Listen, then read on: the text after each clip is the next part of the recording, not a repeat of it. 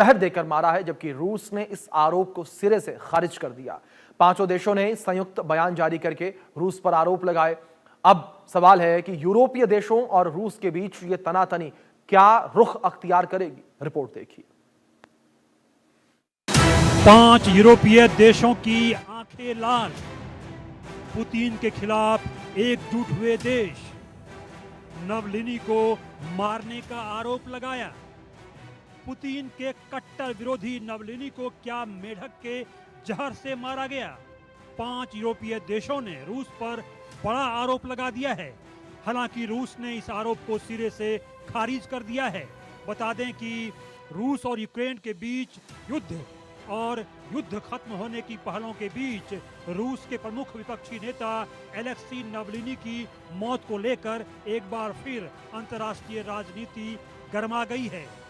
5 यूरोपीय देशों ने सनसनीखेज दावा किया है कि नवलिनी को एक घातक रासायनिक जहर देकर मारा गया था और इसके पीछे सीधे तौर पर क्रेमलिन की भूमिका है।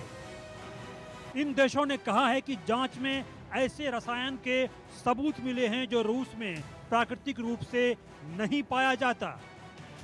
नवलिनी के सैंपल की जांच में एपीबैटिडीन नाम की जहरीले तत्व की पुष्टि हुई है।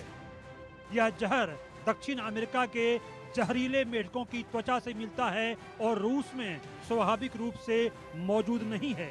इन देशों का कहना है कि रूस के पास इस जहर को देने के साधन थे।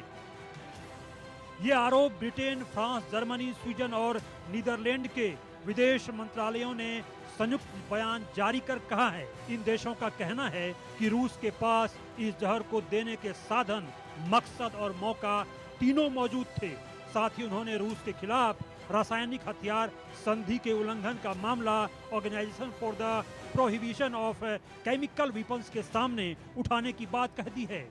वहीं ब्रिटेन की गृह मंत्री येवेटी कूपर ने कहा कि रूस नवलिनी को अपने लिए खतरा मानकर चलता था।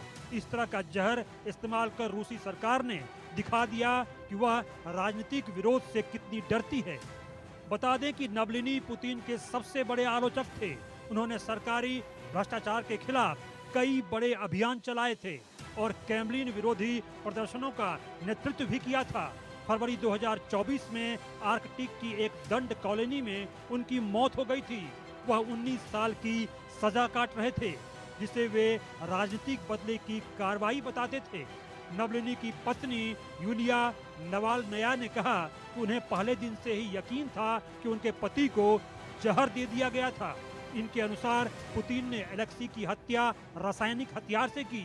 उन्हें जवाबदेह ठहराए जाने की बात भी की, जिसका आरोप उन्होंने क्रेमलिन पर लगाया था।